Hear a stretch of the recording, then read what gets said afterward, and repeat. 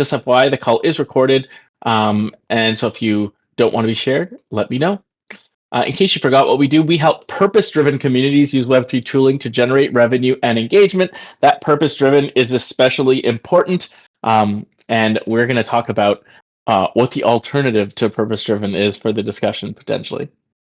On the lag metric side, we had $64 in transaction volume in the last week. I need to change all these lag and lead metrics, but I haven't had a chance yet.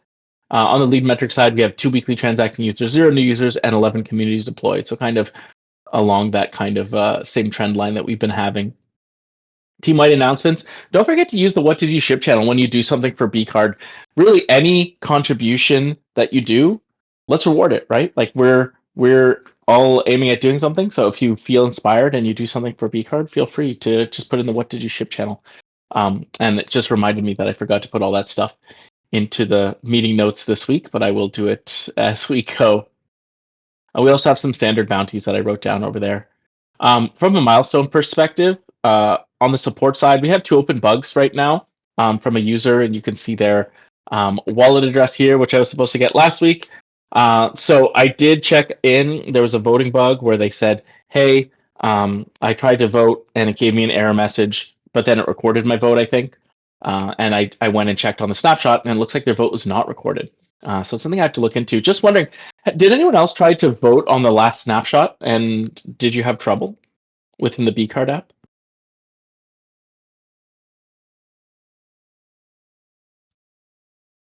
I actually, confession, haven't actually tried voting on the BCard app.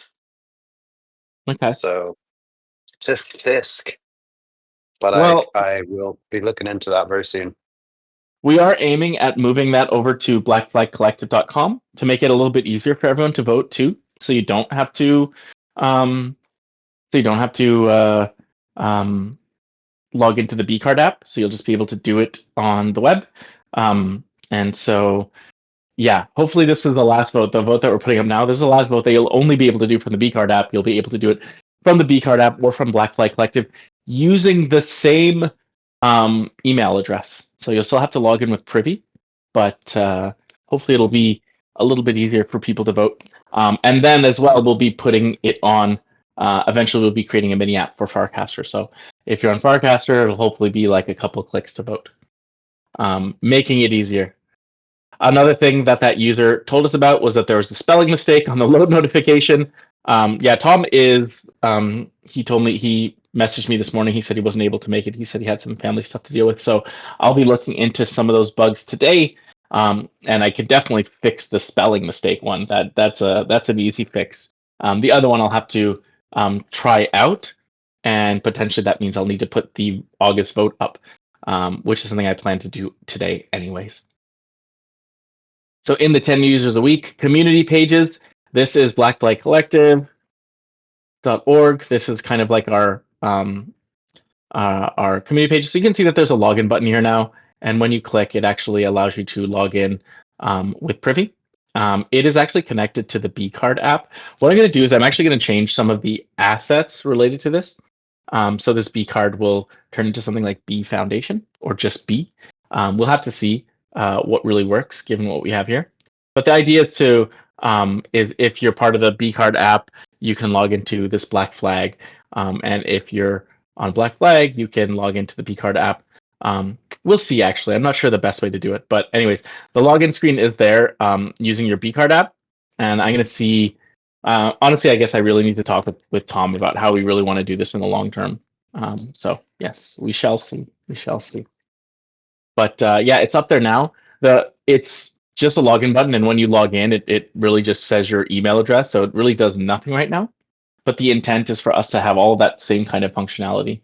And the interesting thing about it too is that we created in such a way so that you can use Markdown to put that in to that area too. And if you don't know what Markdown is, instead of writing code, Markdown allows you to kind of write text in a more it's just basically an easier way to learn how to make a website than using code, and with the intent that we could use it for multiple websites. Yeah, so that's why it took a little bit longer, but we got the login there now. And now we can start, now that we have the approach, we can start adding other things into all of those React widgets that we've created for the BCard app. I'm going to port them over to the Black Flag site.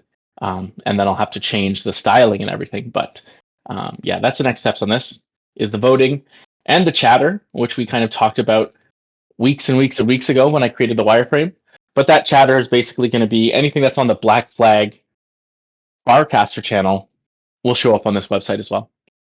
So the intent is, hey, if you're new to the community, let's say you show up to an in real life event and you're like, what the heck is Black Flag? I don't even really know. Well, you can go to this website, Black Flag Collective, and you should be able to catch the vibe of the community, vote on things, even deposit into the endowment fund without having to like know what a crypto wallet is.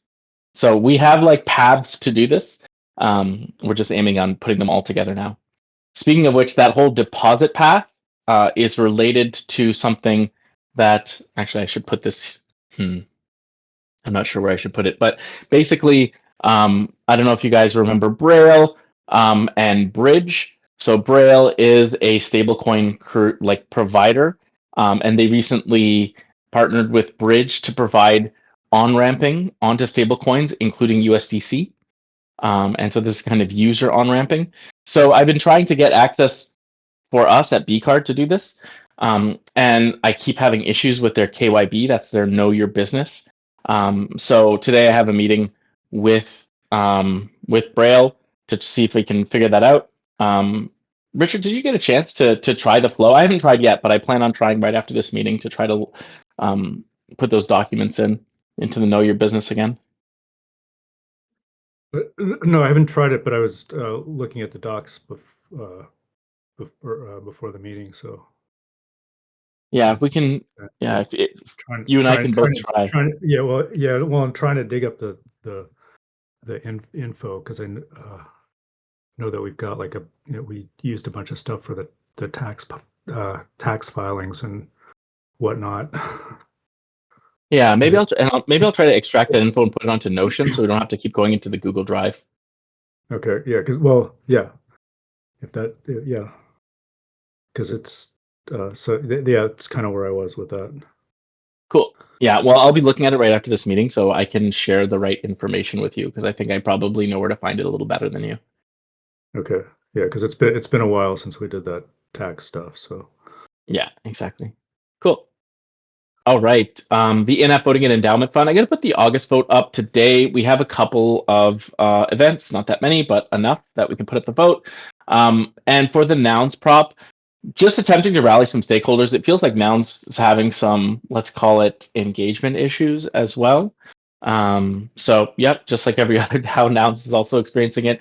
The stakeholders who are very interested in our platform, they seem like they're having some personal issues right now. So anyways, really need those stakeholders if we want this to pass. We did get a couple of others, but they don't have enough votes to really push it past the line. So we need to really rally some others to make it successful. We'll see. We can move on from there. 10 high quality communities. How's work going on historical accounting, Arkisti?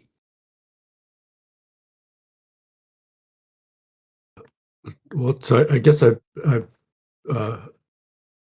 been sort of disengaged for the last 3 weeks or so, but I'm getting back into it. So nice. I guess that's where it kind of stands. And I guess the same with the blog post, right? Yeah. Cool. Sounds good. I'll pop open. Ooh, wow, it's been a while here then too. Let's see. Let's see if I can get my password for this. I'm gonna stop sharing my screen just in case.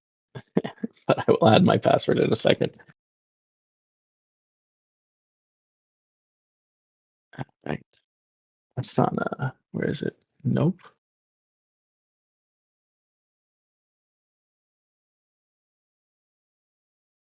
Darn.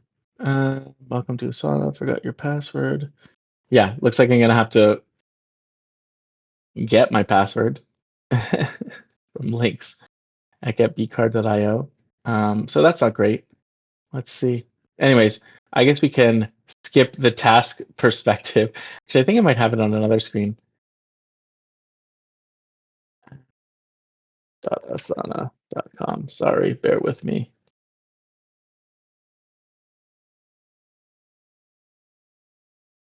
Let's see if this works.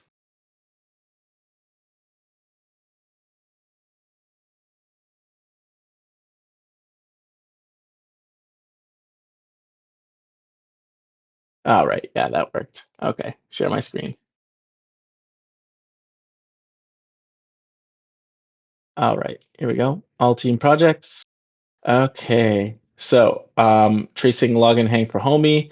I'm gonna leave this up here for now, but I think it's completed.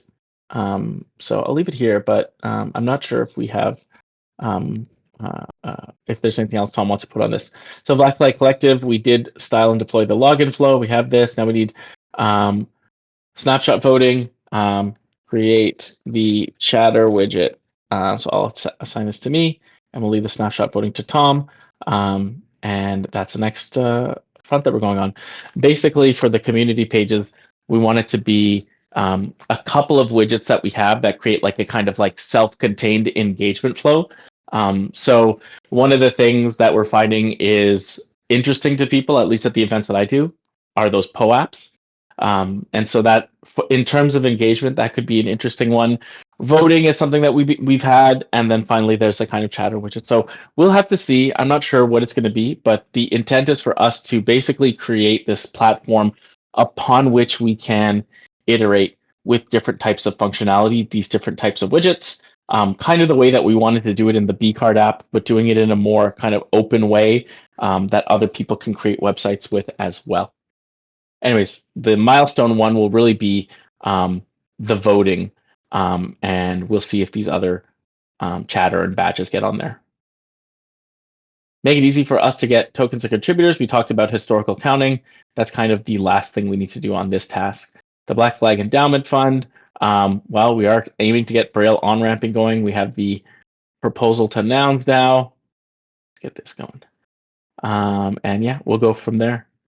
And then processing audio from DSI AMA. I don't see Drost. In fact, I haven't seen Drost in a while. Have you guys seen Drost?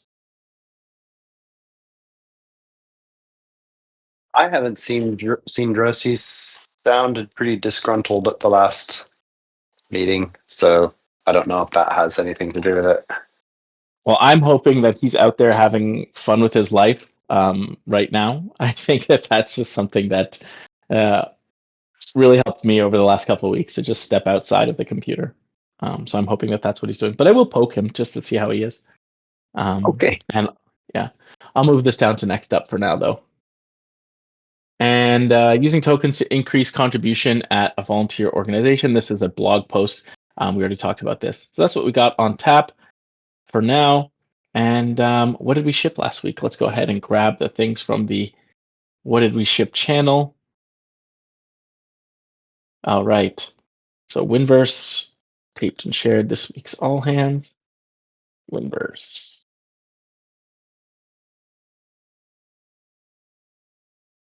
All right. Sound good to everyone? Make sense? Yep. All right. And I ran and prepped this week's all hands. I held the ops and product meet.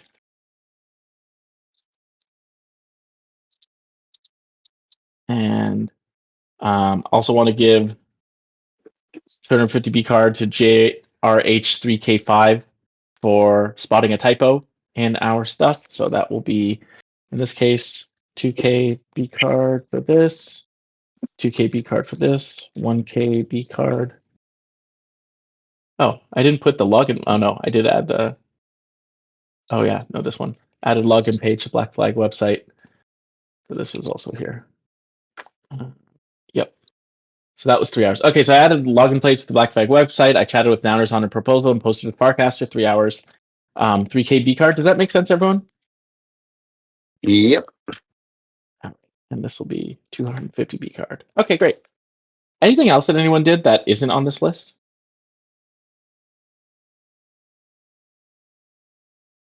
Okay, let's just put here everything above this line added to notes.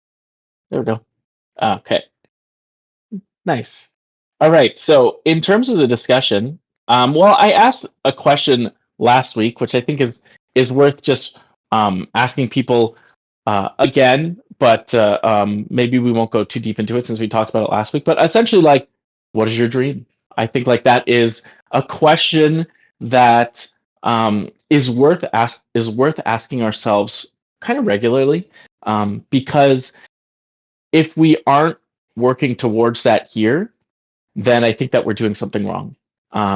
So for me personally, I really want to create a space where people can pursue their dreams. And so asking more directly what people actually want to do with their lives is where I want to start it in the last meeting. And one of the things that we heard from Winverse, who said that he really wanted to make an impact, and he saw that crypto as the way that he could do that, and he's seen a lot of people that he knows kind of being able to use cryptos to change their situation.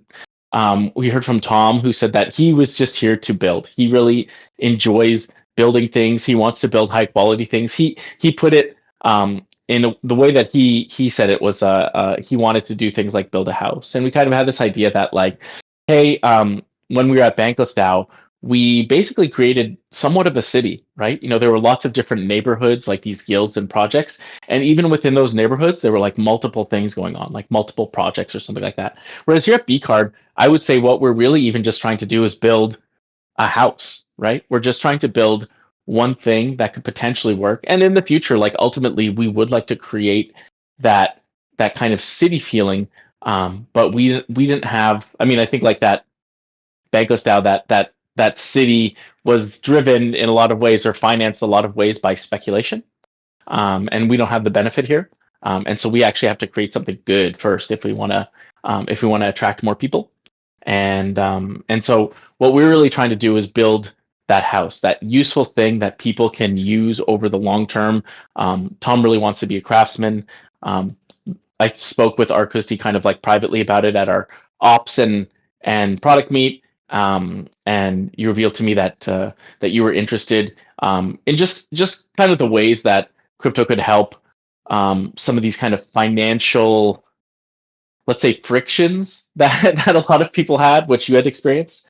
And so I guess like the reason I got to, you could probably see on the slide here that we have profit mode leads to anti-societal outcome. The way that I got from dreams to this kind of topic is that I was kind of like thinking to myself, like, okay, like after we spoke Arkusti, I was kind of thinking about like, oh, there are these, let's call them existing entrenched institutions out there. And I was just trying to explore my feelings, like, why do I feel like it's important that we have alternatives to these?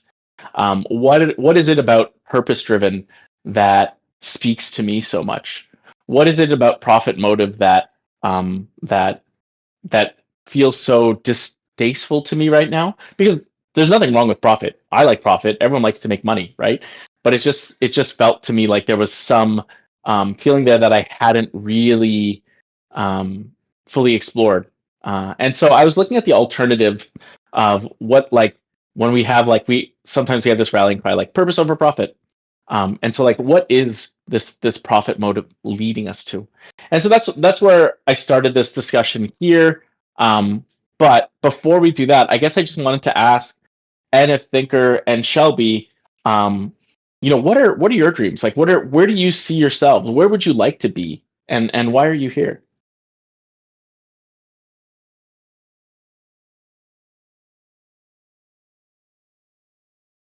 You talking to me?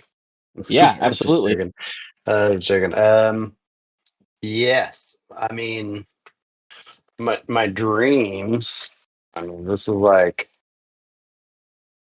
basically, it all goes back to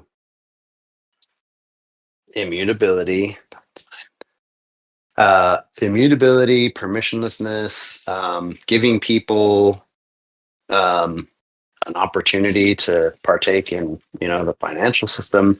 And then another thing that has been a constant driver for me in the past It's not so much of the minute, just because I've kind of taken a bit of a hiatus. But it is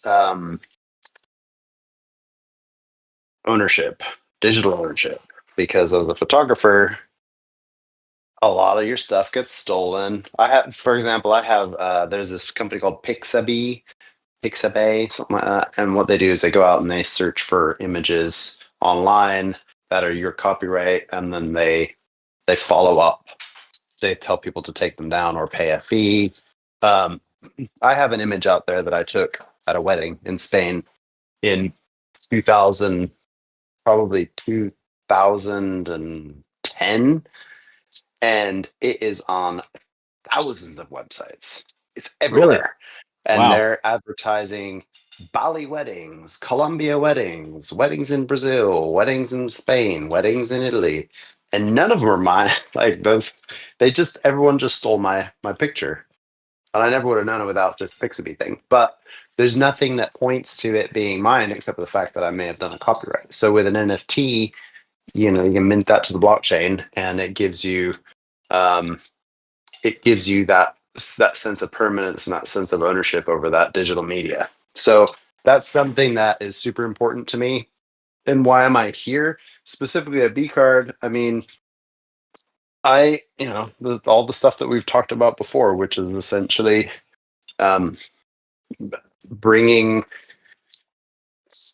giving opportunities to people that may not otherwise have it, and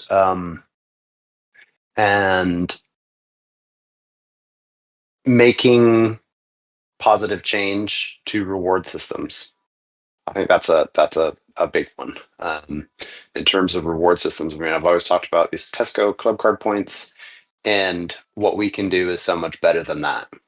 We can create a system that is composable, and by composable, we all know that means communities interacting with each other. So there's a lot of benefits to what we're doing. I feel like I do wish that we could have launched worldwide sooner to make more change, but that's not really on us. That's more on the banking system. Launching a debit card or credit card in somewhere like Africa could make meaningful change, but we're not quite there with the tech to be able to do that yet. So that kind of summarizes my dreams and reasons. Nice. Just taking some notes here as we go. Makes that hard. Yeah, I mean, the fact that the financial system made things so difficult, yeah, I mean, it kind of made me rethink a lot of what we were doing, because like I want crypto to be like, for the same reasons that you do, like to give opportunity to people and to change those reward systems. I really think that like that technology, like, it exists in crypto, at least the pieces exist in crypto, but they haven't been put together in a way that like really works for normal people. And like the one thing I worry about is they never will be, as long as the existing financial system sits between people and their ability to use crypto. And so it's made me rethink some of the things that we're doing. I still think that the card could be extremely useful. I just think that we don't have all of the pieces in place we need to make it useful yet. Does that make sense? I would agree with that. Absolutely. Yeah. It's like putting together a puzzle with missing pieces. Exactly. And I do feel like it sucks that we can't, with our current product, it sucks that we can't engage those people in Africa. It sucks that we can't engage those people who really need what we're doing. Because when it comes down to it, I mean, if you live in a Western country, if you live in Canada or the United States or the UK or something like that, you don't really need crypto right now. You can use it. It helps you. It benefits you. But it's not as life-changing to someone in, like, let's say, for instance, Argentina. Like, there was an article I wrote about someone from Argentina who it was literally life-changing for them. Someone gave them, actually, some that people here know, Bankless OG by the name of Isla. She gave him 1 ETH, and he turned that into his own kind of financial sovereignty. All of a sudden, he was able to save, he was able to invest, he was able to have access to these tools that he never was allowed before because he couldn't get a bank account in Argentina. And then when he moved to Spain, he couldn't get a bank account in Spain because he was living there illegally. And so he was just locked out of the system, right? He couldn't do anything. And as a result, he didn't have access to these things. So anyways, all this to say that the things that you're saying really resonate with me. And I think the lessons that we've learned have kind of, in some ways, changed my feeling on the path to getting where we need to go. Shelby, I'd love to hear from you as well. Lynx, I think you asked me this 3 years ago, and I remember like not wanting to answer the question because I had no answer for it, and I still really don't. I mean, I guess it would be to build something that people actually use.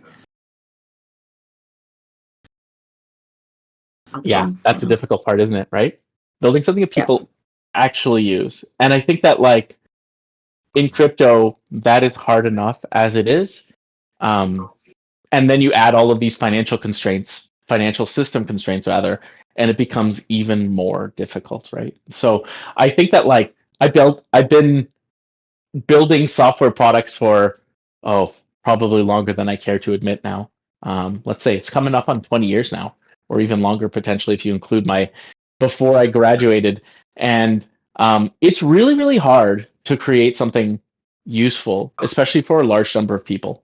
And I think that one of the things that we did with BCard is we kind of pre-reduced the amount of people that we could appeal to by having the card only available in the United States and stuff like this. And we did this because we had to. We thought we could create some let's say excitement or engagement. And honestly, we probably could have if we had the right people, which I think that we're missing just like a couple of key people to actually make that card successful.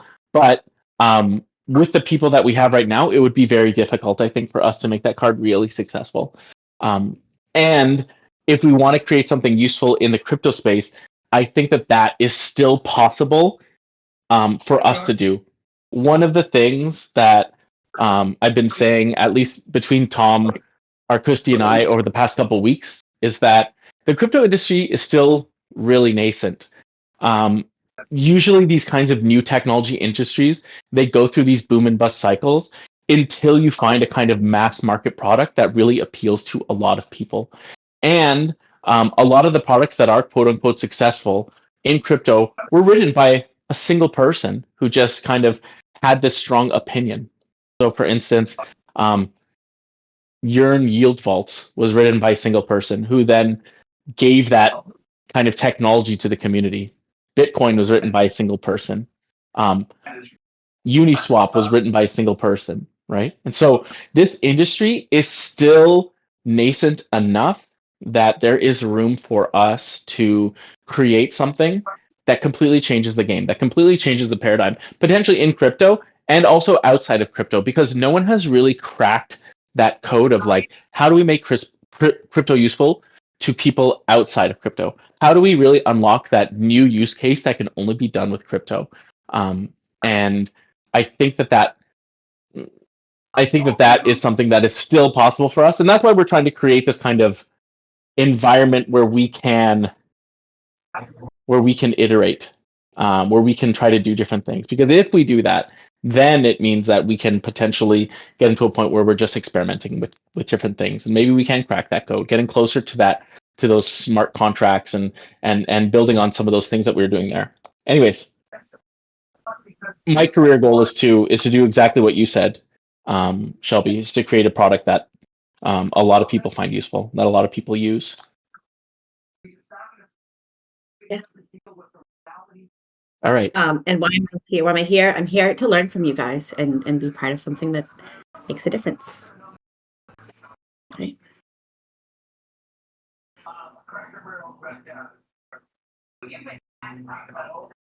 Yeah, completely agree with you. I think that that's a really good actually segue into the next discussion topic, because for me, making a difference and making a profit, they can go hand in hand. I mean, usually if you're making a difference, you're making a profit.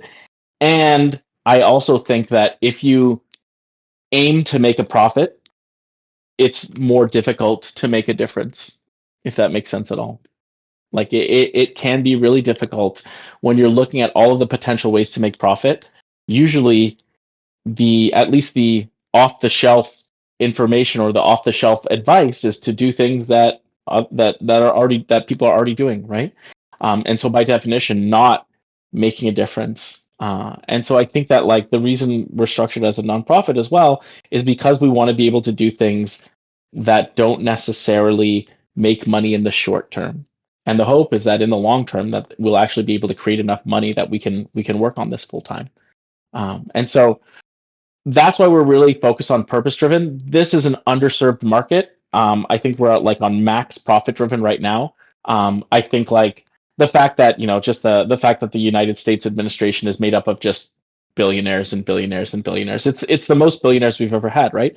I'm not going to say whether or not this is a good or bad thing. All I'm going to say is that it shows that the zeitgeist is if you make a lot of money, that's a good thing. And you should be running things, you should be doing things. We're just kind of at the max profit side of the cycle. And as people who are old enough to, you probably know that every cycle kind of changes. It ebbs and flows. And so if we're at max profit, the next thing that's going to come up is purpose. And there are lots of books on this kind of thing, but I think that again, as I said before, like I like profit. Profit's great, right? I just think that we're too far on a societal scale on that whole profit motive, and I think that that's why the world needs a little bit more purpose motive. Anyway, so I started exploring this idea that profit motive leads to anti-societal outcome, and that's just if you put profit above everything else. Because again, there's nothing wrong with profit when it works when it's in situ with a lot of other things. But if you really have anything else, if you're really focusing on profit above everything else, I think it causes some problems. And these are some of the problems that I was able to write down.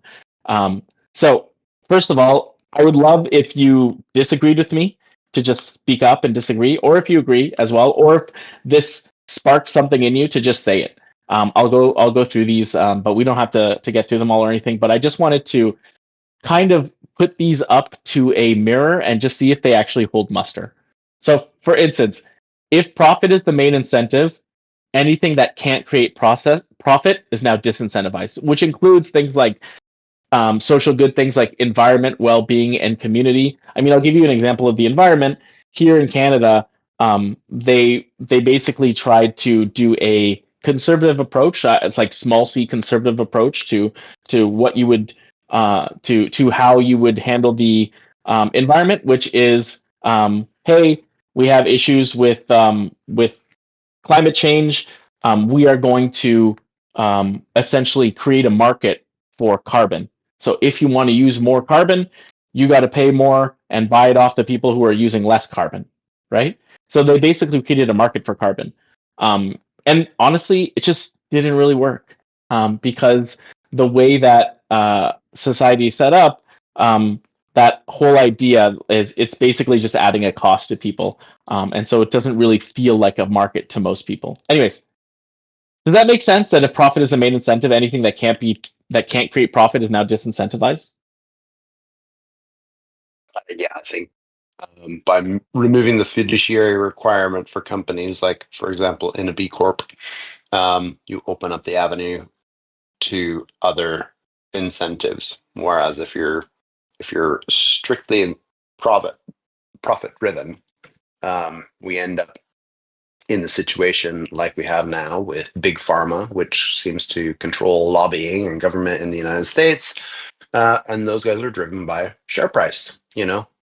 Share goes up, they make more money, and on and on and on, and they'll do anything to keep that perpetual cycle going, including lying to Congress, lobbying hard for things like Coca-Cola and not removing soda from Snap, and the types of things, whether you agree with it or you don't.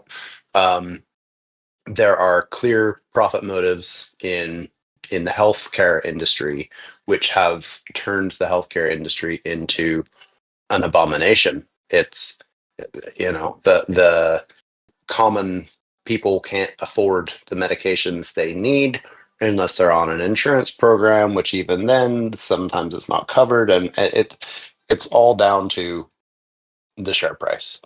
So I believe that, yeah, by removing profit as a motive, or not even necessarily removing profit as a motive, but creating other incentives out there.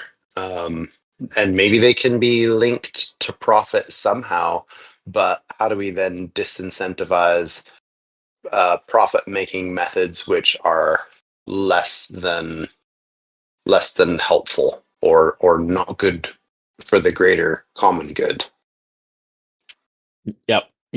I think that's it's a really good example that you gave with the healthcare industry too, because like the healthcare, like just for instance, the fact that healthcare CEO got gunned down in the streets, that was the biggest healthcare company that was out there, and I'm forgetting the name of the healthcare company, but they were also the healthcare company that was United.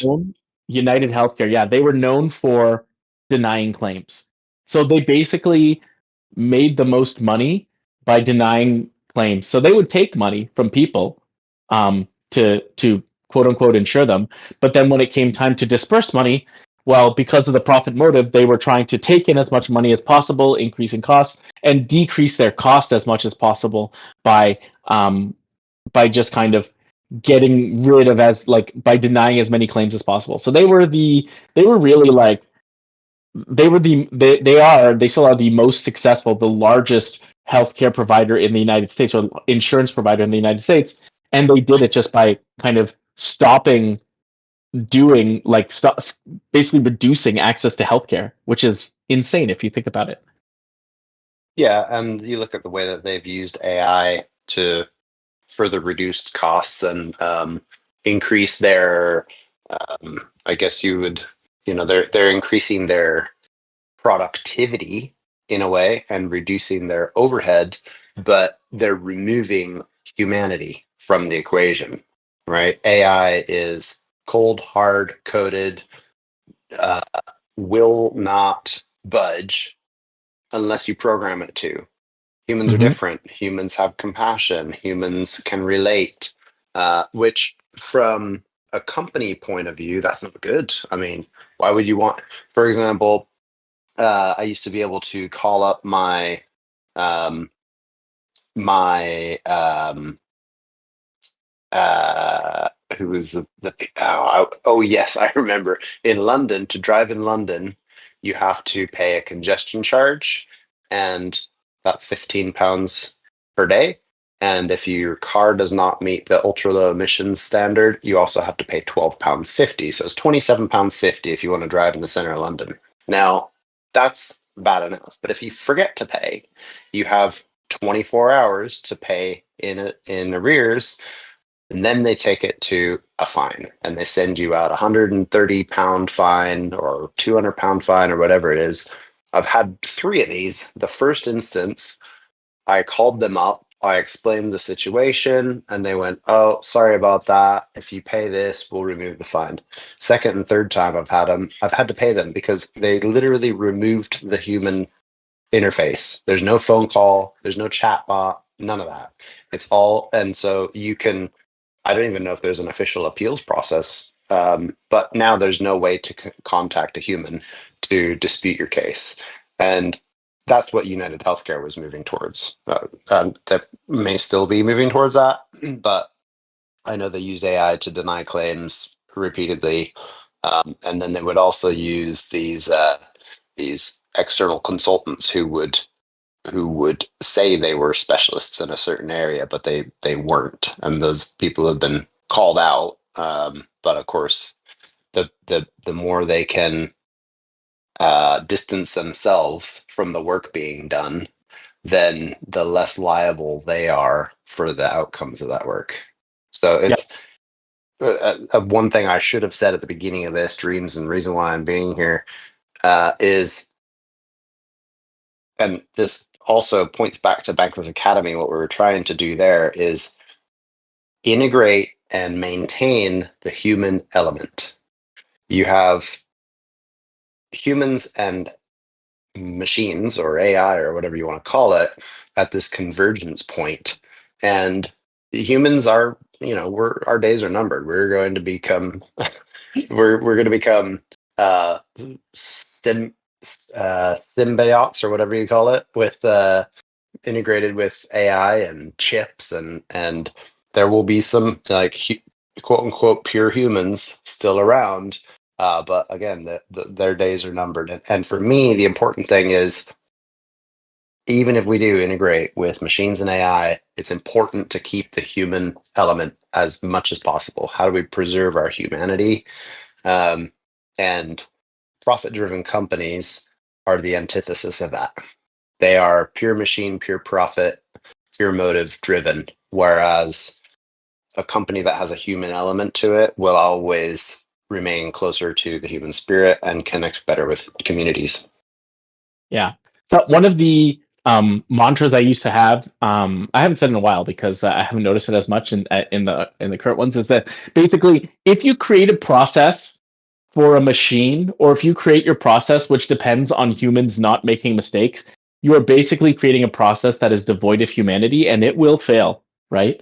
I think that it is exactly some of the talks that we've had in the past, that we don't want to build a machine, we want to build a garden, right? We're trying to create an ecosystem. We're not trying to create a machine, because machines, in a lot of ways, they're not that resilient, right? You leave a machine for a little while in nature, and nature will take it over, right? It's not as resilient as an ecosystem. And so I'm completely with you. I mean, something I'm dealing with right now.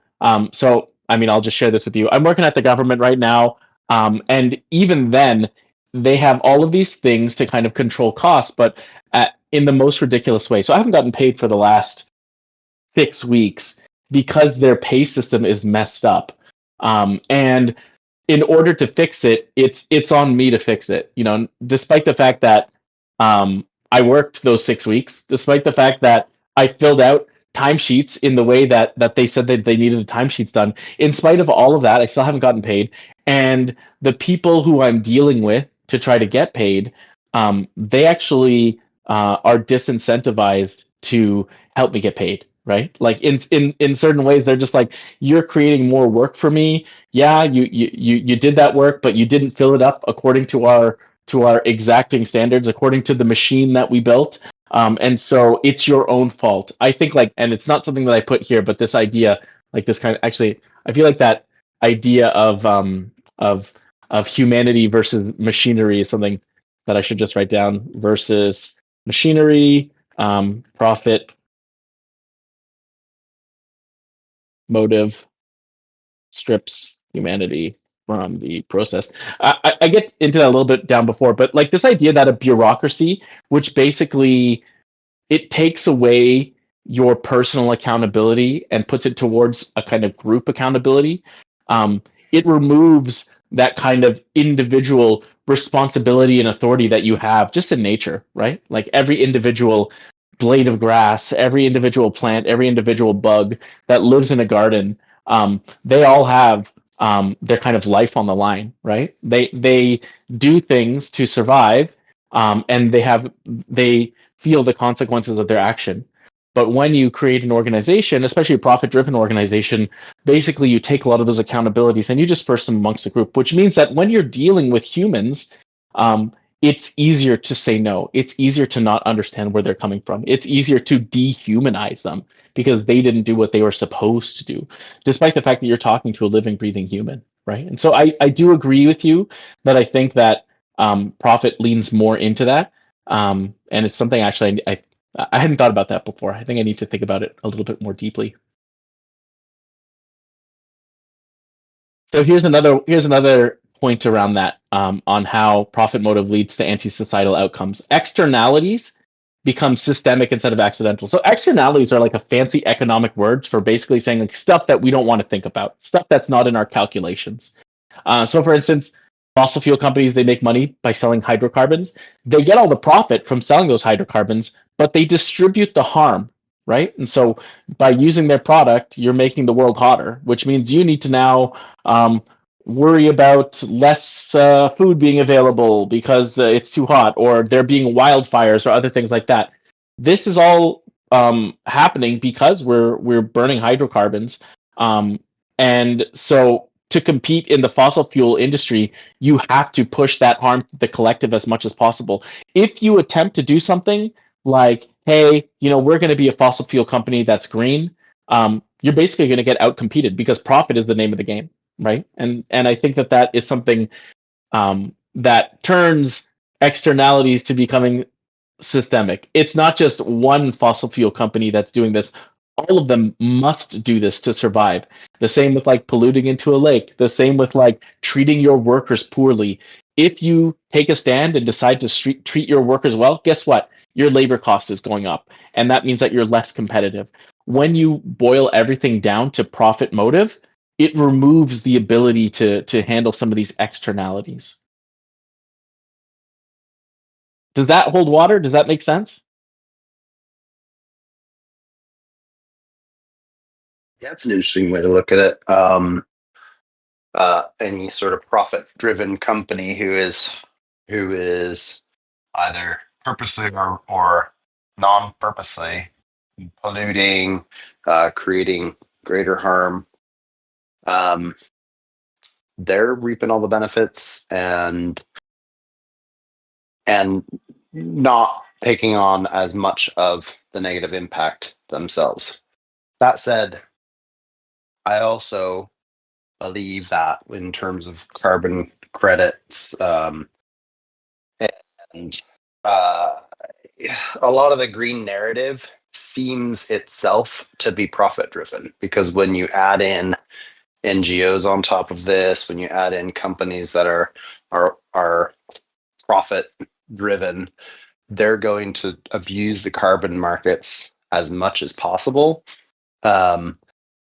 and maybe they can reinvest some of their profits into the carbon markets to continue to push out the pollution that they're continuing to push out, right? So carbon markets don't necessarily disincentivize pollution, but they do incentivize money going into whatever. I find it like a scapegoat. Does that make Yep. sense?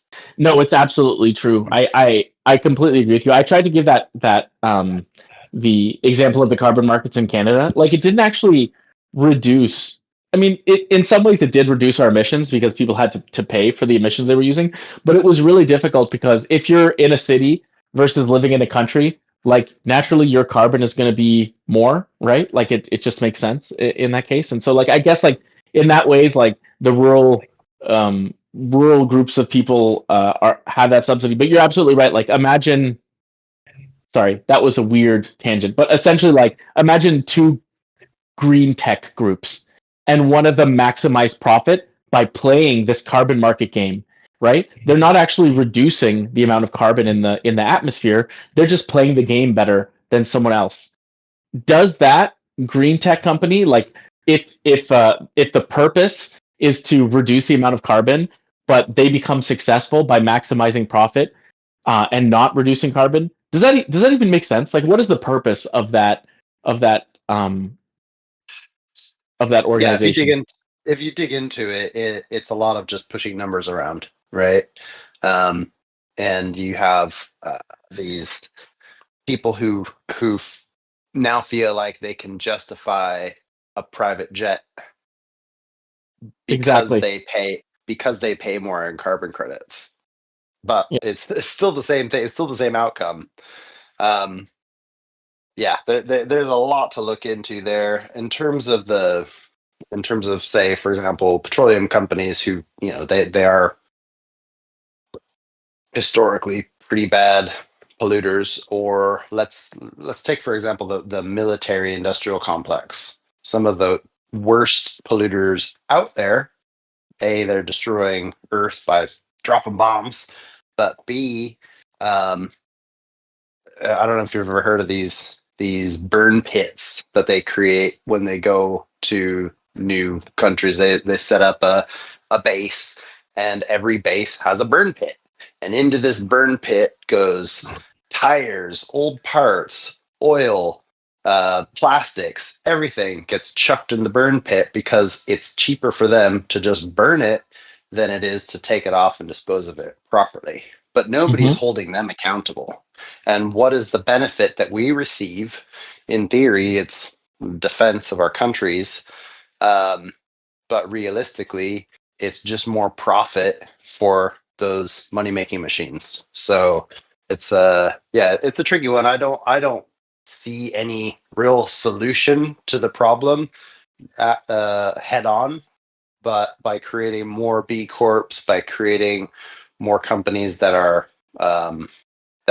have that human nature built into them, like the incentive to provide for humans and humanity rather than to profit from them, then we'll start to see more change there. Yep. Absolutely agree with you. And I think like I'm with you on that. Like, and I think that like what is the alternative to profit? For me, like the answer is purpose. You brought up human, which I think is really interesting as well. Something I have to think about a little bit more. But yeah, I mean, does that kind of like I often say like, you know, profit motive versus profit motive, and profit, you know, being spelled with like a PH, this idea of like being your own advocate, but is the opposite of profit motive, is it purpose motive? What would you say? Maybe not the opposite, but the alternative. Um, you know, I don't want to demonize profit because, as you say, you know, we like profit. And I think you can.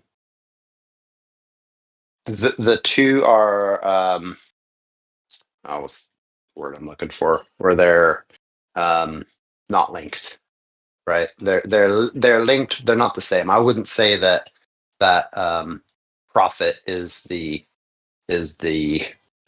negative of purpose. But it can dilute your purpose. Absolutely. It can have negative implications. But at the same time, you know, it's okay to go into business to make money. That's fine. Yeah. But what is your mission? What's your mission? Like if an investor sees that your mission statement is just to make a shitload of money, well, some investors might jump on that and go, yeah, we're here to make a shitload of money too. But a lot of investors are going to stop and go, well, you know, how are you doing this? What sort of nefarious means are you using to drive all this profit? And you would hope that investors would take a step back and look at that. But regarding your question, I would say neither is the negative of each other. They can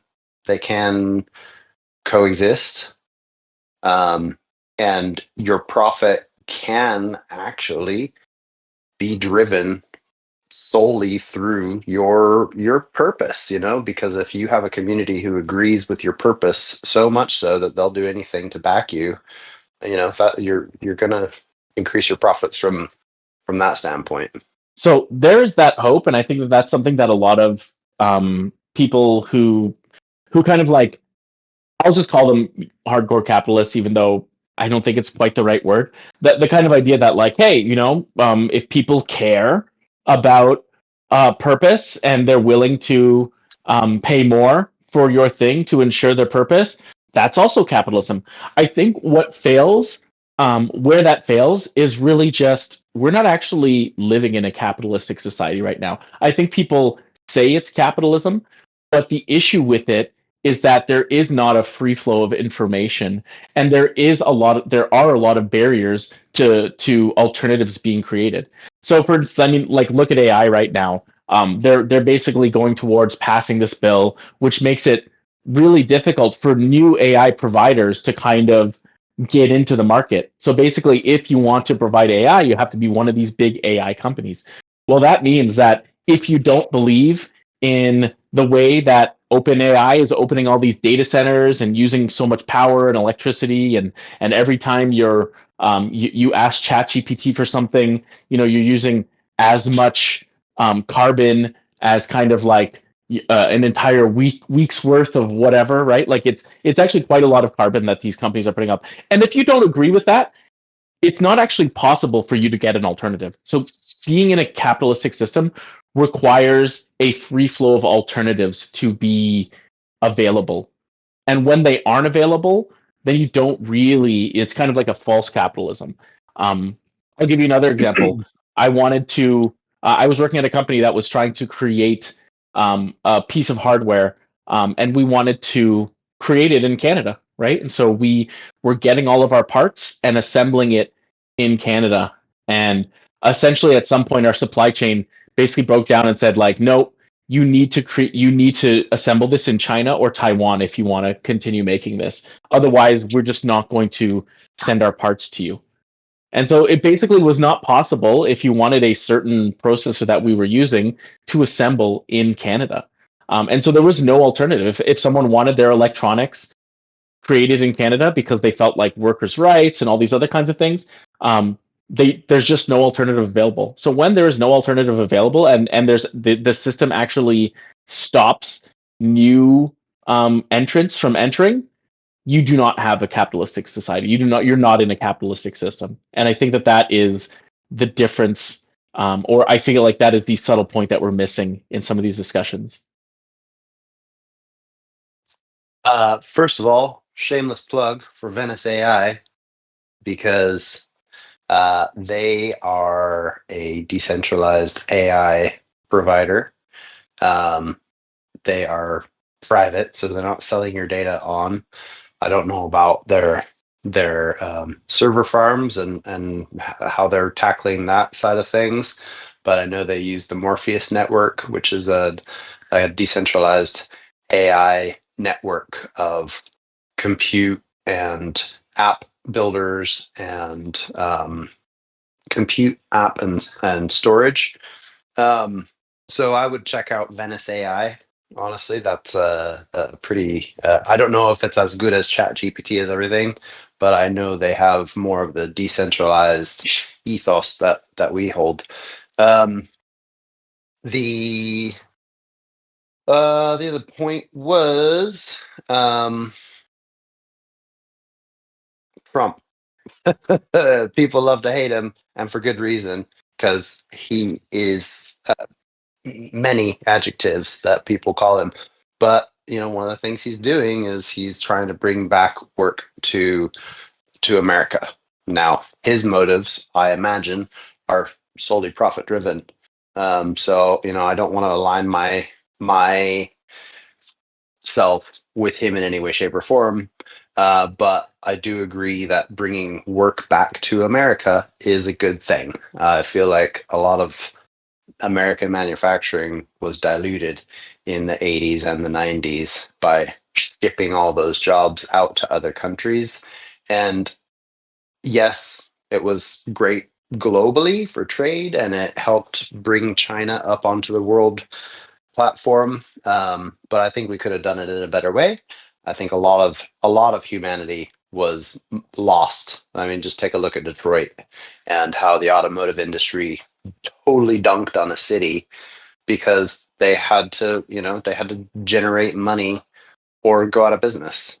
And America would have done better for itself by actually supporting the auto industry and keeping those jobs in the States rather than allowing them to ship them off to other countries. So yeah, I don't mean to make it political at all. But it does, some of what Trump is doing, I believe, long term could be better for the States, tariffs aside. But I do believe that, bringing jobs back into local communities will only help local communities.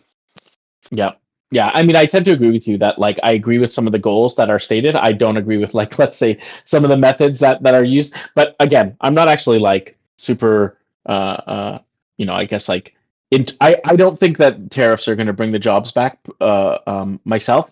But I do agree with the idea that, like, hey, actually, we should have capabilities to manufacture things on this side of the ocean. So I completely agree with you there. I just realized that we're over time. I want to be respectful of everyone's time. Sorry about that. I'll just quickly go over this. Focus on short-term profit over long-term health. Exploitation is rewarded. Profit concentration creates power imbalance, and the erosion of non-market values like education, healthcare, and art. So that last one I think was particularly interesting to me. if you're in a profit-driven society where everything's driven by profit, but there's no art, is it even a society worth living in? Anyways, something worth thinking. Thank you everyone for being here. Thank you for engaging in the discussion.